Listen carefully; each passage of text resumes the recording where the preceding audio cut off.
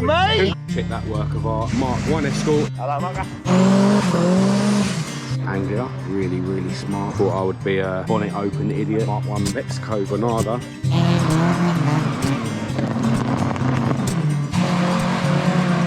Second car meet of the day. Quite a wide range of cars here. Check out the Mk2 Escort, E30 M3, another E30. Loving this Mk2 Golf. Really cool old school Evo.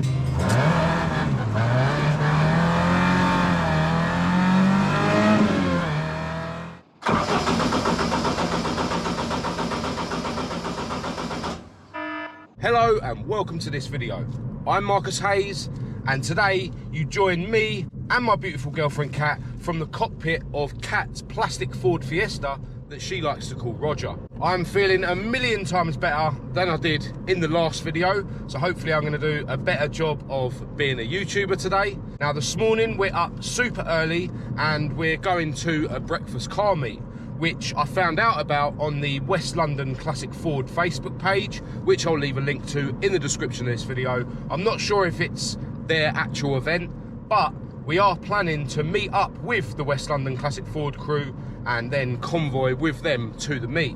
Now, I was going to be taking Maude, my moredoor Mk2 Escort, out this morning, but I've got a bit of an issue with the crank sensor wiring. I actually recently replaced the crank sensor wire and I had a bit of trouble doing it. I know how to rectify the issue, but I'll have to worry about that later on. Right now, I'm heading over to the garage where I store my dad's Mk3 Escort, and we're going to be taking that car with us to the meet today. And hopefully, we've got enough time to get over there, get the Mk3, and then still rendezvous with the West London Classic Ford crew. So I'm going to put my toe down and make use of all the power that Roger has to offer to get over to my other garage as soon as I can.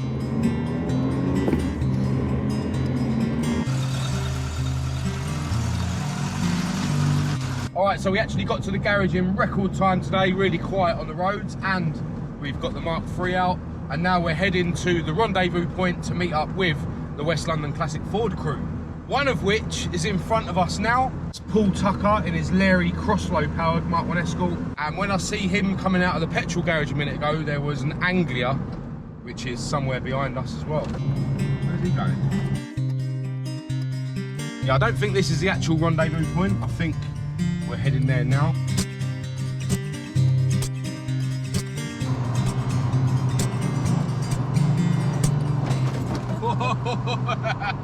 So this is the official rendezvous point.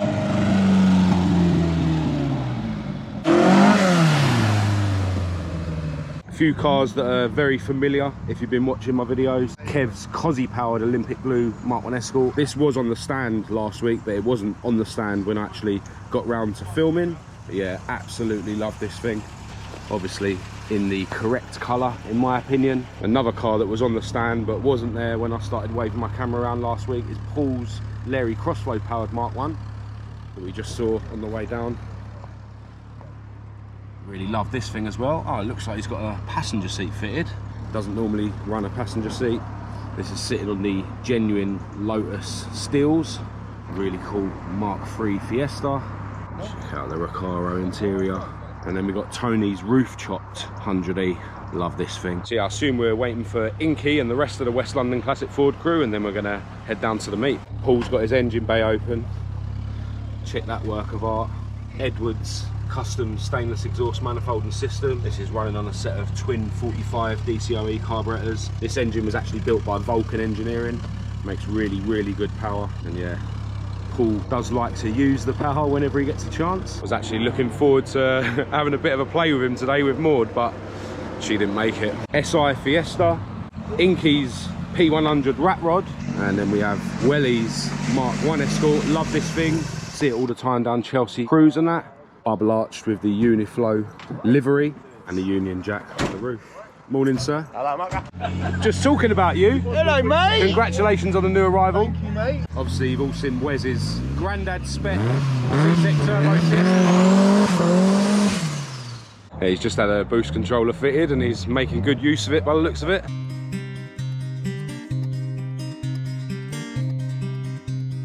All right, time to depart.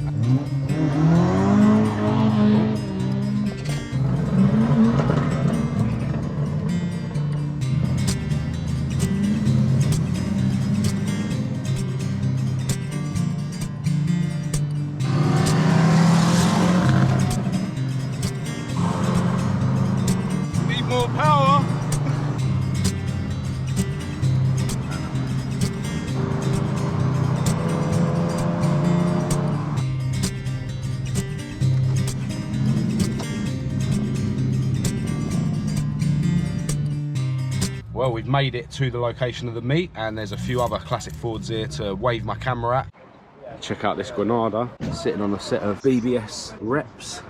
Really cool.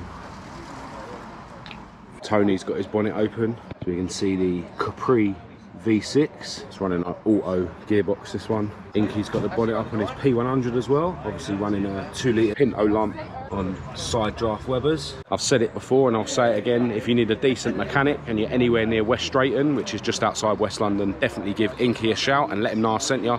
I'll leave a link to the Inky's Autos Facebook page in the description. This Anglia belongs to Ian, who also owns a white Mk2 RS2000 that we've seen on the channel. Still got the pre-crossflow lump in the bay. And it's got a bit of an issue with the exhaust, it's blowing. And then this Anglia next to it is one that we've seen at Chelsea Cruise, and it's got a Harris Pinto in the bay. And over here we've got another Anglia, really smart, sitting on the Revolution alloys. I love the colour scheme of this, the maroon with the gold roof. Check out the tartan Corbu interior, that is really smart. Loving the number 7 ball gear knob as well. Cool Capri laser, pretty original looking, really nice. We're not the only Mk3 Escort at this meet. I actually saw this one at the Watford Car Club meet the other day, but I wasn't filming. Now, I'm useless at remembering names, but this guy also has a YouTube channel, which I'll leave a link to in the description. Yeah, really original looking car. And in one of his videos he actually took this car on track, so definitely go and check that out. And he also owns a Capri. Thought I would be a bonnet open idiot along with everyone else. Dad's engine bay does need a clean, but looks pretty tidy.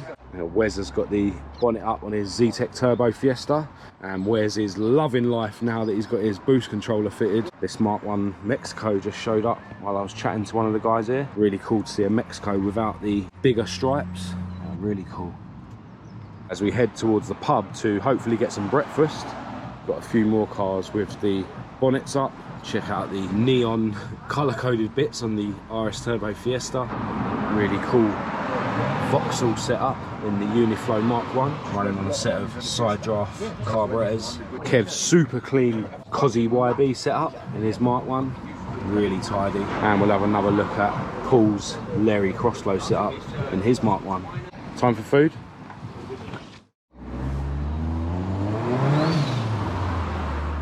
Do a burnout!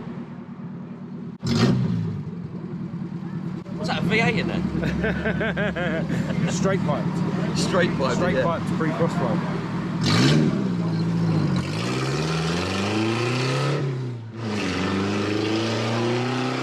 Alright, so after a really tasty breakfast roll and a long chat about cars, everyone seems to be firing up their engines and making a move.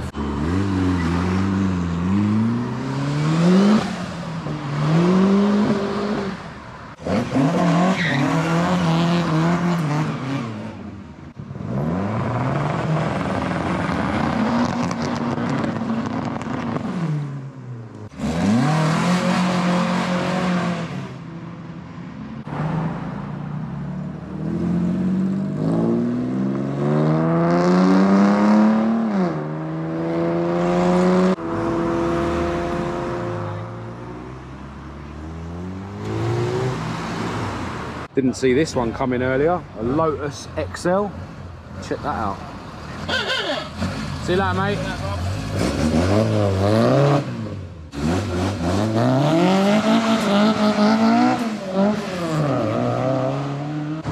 Late arrival, Sierra Cosworth.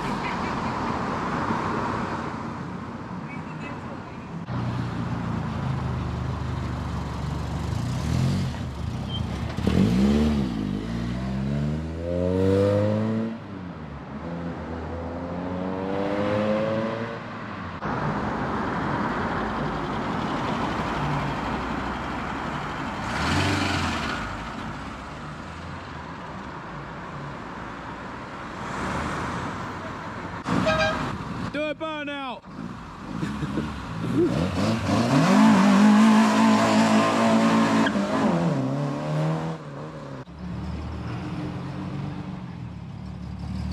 See ya!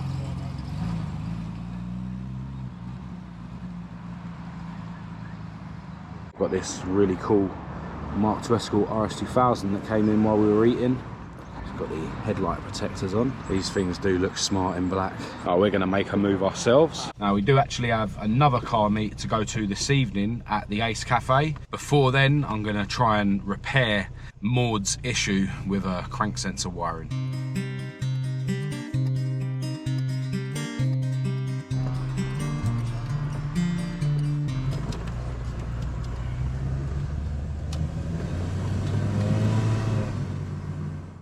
Alright, so a few hours have passed and I'm round the garage with Maude. And the issue I've got is that one of the wires for the crank sensor has basically come away from its pin.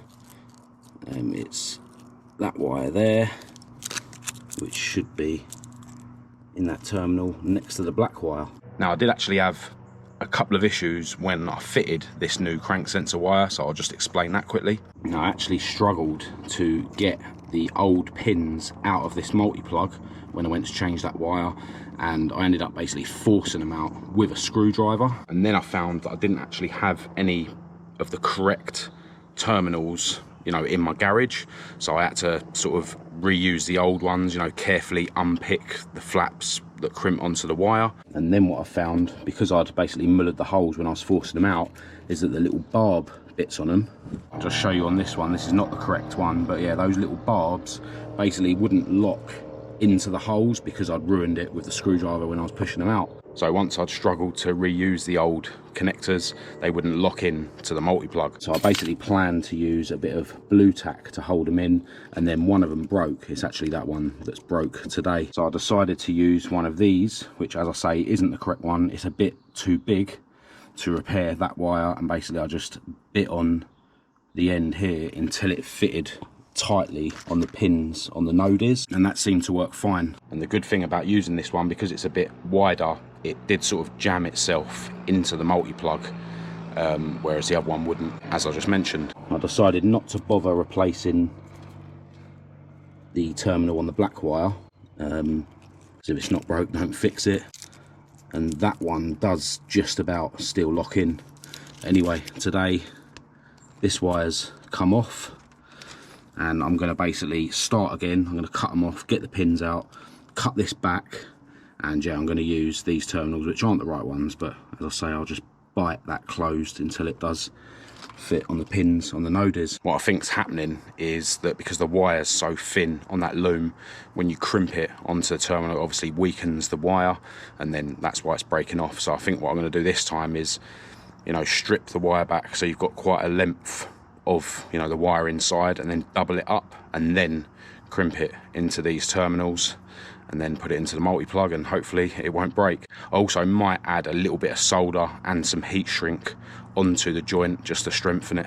Yeah, it's worth noting that these crank sensor wires actually have a shield, so basically just, you know, metal wires around the outside of the other two wires, and then the insulation's on top of that, and that shield needs to be earthed, and that's what this wire is here. That's connected to the shield under this tape, and it's just wired to the body. And look, yeah, the other one's broke off now. But yeah, I'm going to basically start again, and I'll show you what it looks like once I'm done. Alright, so this is where I'm at. I've closed these terminals up so they're a tight fit on the pins on the noses, and I basically trebled up the wire before I crimped it into the terminals. What I've also done this time, I haven't sort of crimped it as tight as I can, I just crimped it enough so that the wire is trapped in there rather than over crimping it and weakening the wire. Each one's got a bit of heat shrink around it, and yeah, I've made sure that I've left the grey insulation, you know, right up to here, so it should make the whole thing a bit stronger. So yeah, that should now plug in to there, but I need to get it into this multi-plug first, and before I can do that I need to get the old terminals out. Don't actually have a thin screwdriver. One of them just pushed out with this cable tie, but this other one, which is, you know, the wider wrong one, in there tight. I might be able to use another terminal to push it out. Nope. Alright, so I was able to push it out with the long nose pliers. You should obviously push these in when the plug isn't plugged in, but as I say, they don't lock in properly, so that's why I'm doing it this way.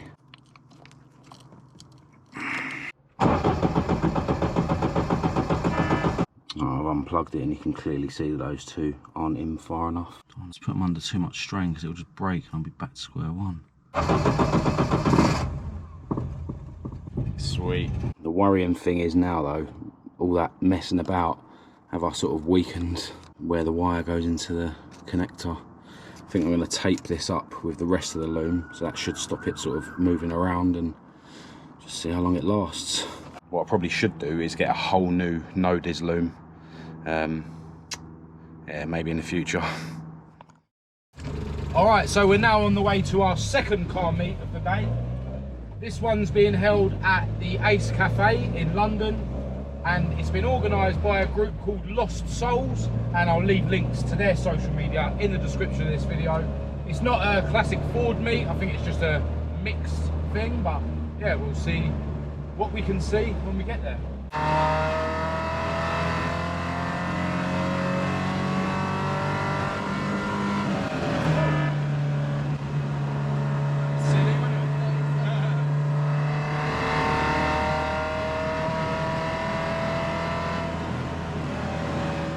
Cheers, man.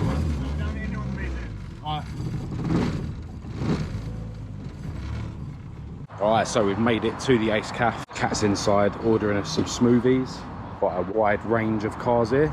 Check out the Mk2 Escort with a crossflow in the bay. Looks like it started blinging up the engine bay with the painted manifold and master cylinder, servo, can and air filter on it. But yeah, cool to see a crossflow in a Mk4. I've got a bit of an issue with Maude actually, what I'll show you quickly. Loads of coolant leaking out the engine, and it looks like it's coming from between the water pump housing and the block. So it's running down onto the engine block there, and I can't feel any moisture off this hose or anything. So yeah, I'll have to take it apart and investigate tomorrow. Let's check out some of the other cars that showed up. There's a bit of a Beamer squad that turned up while I was just chatting to someone. Most of them are sort of modern Beamers, but yeah, this is the one I want to have a look at. E30 M3, holy grail of Beamers, isn't it? Obviously left-hand drive, like they all are. Looks like some pretty good nick inside. Iconic styling with the wide arches and the spoiler. Love it, man. E36 over here. Another E30 BMW over here. Obviously not an M3 this one though. Sitting on what I assume is BBS rims or reps. Really, really smart cloth interior. Do love an E30. Definitely missed the boat with these though. They're going up in value all the time. Another E36 Beamer over here. Styling kind of makes me think it looks like a drift missile, but sitting a bit low, I think it's on bags. And although it does have the aftermarket steering wheel, the seats are definitely a bit too comfy for drifting. Loving this Mk2 Golf. Check out the Hella Spotlight front grille. Nice Recaros in there, and a Momo steering wheel. Really nice colour this as well. Check out this really cool old school Mitsubishi Evo. Not sure which one it is. Loving the livery on it, and all the add-on bits like the front splitter and canards. Owner's gonna pop the bonnet. Ah, really cool. Nice hydro dipped bits in the engine bay. Nice. Pretty rare beast by all accounts. It's an Evo 2, the owner just told me. Yeah, a lot of the stuff is more modern. Not really up my street, but still cool cars nonetheless. These rims on this Golf have caught my eye. Really cool. We will have a look at the more modern stuff that is wearing a Ford badge. Check out that ST. Seen this around before. It's been on the channel before as well actually. Speaking to the owner of this car at the Watford Car Club meet the other day. Limited edition green Mark V with the checkered roof. Couple of orange STs here. This one's really cool. Sitting on the OZ Racing alloy wheels. ST Mondeo that belongs to Sam, who also owns a 3-door Cosy. And another orange ST over here. Although I did overhear someone saying this isn't a real one.